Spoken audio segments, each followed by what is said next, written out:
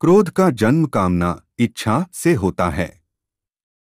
जैसे एक पिता अपने पुत्र से कहता है, बेटा एक गिलास पानी ले आओ, वह उठा और पानी ला दिया। तो पिताजी कहते हैं, क्या बात है, शाबाश बेटा, तू तो श्रवण कुमार है। एक बार फिर पिता अपने पुत्र से कहता है, बेटा वो पुस्तक ले आओ, अब वह पुत्र वहीं बैठा रहा। पिता ने फिर कहा, बेटा उस पुस्तक को ले आओ, अब भी वहीं बैठा रहा। पिता ने फिर कहा, बेटा वो पुस्तक ले आओ, अब भी वहीं बैठा रहा। पिता ने फिर कहा, बेटा वो पुस्तक ले आओ, अब भी वहीं बैठा रहा। तो पिता ने कहा, नालायक, राक्षस पैदा हुआ है तो देखिए। जब पिता की कामना पूर्ति हुई तो उन्होंने कहा, श्रवण कुमार, और जब कामना की पूर्ति नहीं की तो वही पुत्र नालायक और राक्षस हो गया और पिता को क्रोध आया। तो ये जितना भी किसी व्यक्ति को क्रोध उत्पन्न होता है, उसके कामना की पूर्ति नहीं हुई या अभाव में क्रोध आता है। जितना अधिक कामना की आपूर्ति उतना अधिक क्रोध, या इसी बात को इस प्रकार से कहे, जितना अधिक स्वार्थ उतना ही स्वार्थ की आपूर्ति में क्रोध। पिता स्वार्थ था, बैठे बैठे पुत्र से पुस्तक मिल जाए। अगर स्वार्थ सिद्ध होता तो श्रवण कुमार, और स्वार्थ सिद्ध नहीं होता तो नालायक, राक्षस पैदा हुआ है।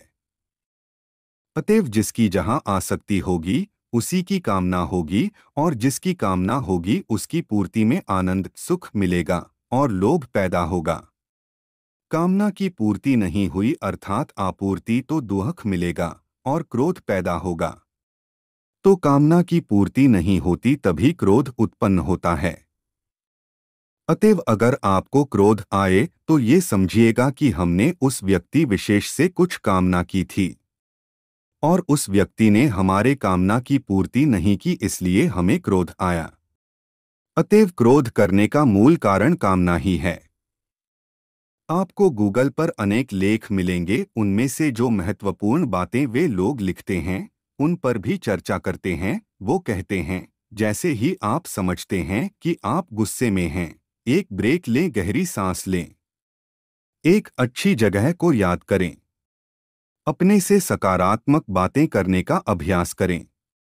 ये सब निरर्थक है। गहरी सांस लें, एक अच्छी जगह को याद करें, अपने से सकारात्मक बातें करने का अभ्यास करें। क्या होगा इन सब उपायों से? आपका मन आपके सांसों की ओर चला जाएगा। आपका मन सकारात्मक बातें सोचने में चला जाएगा। वर्टिकल बार, आपने बस अपने मन का ध्यान हटा दिया। लेकिन जब भी आपका मन उस बात को सोचेगा जिस वजह से आपको क्रोध आया तो आप फिर क्रोधित हो जाएंगे।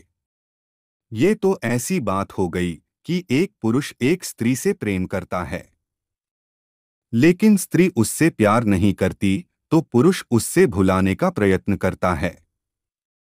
परंतु जब वह स्त्री उसके सामने आती है तो पुरुष के मन में प्रेम फिर से उमड़ पड़ता है। अस्तु क्रोध का जन्म कामना, इच्छा से होता है, और क्रोध पर नियंत्रण करना है तो कामना करना बंद करना पड़ेगा।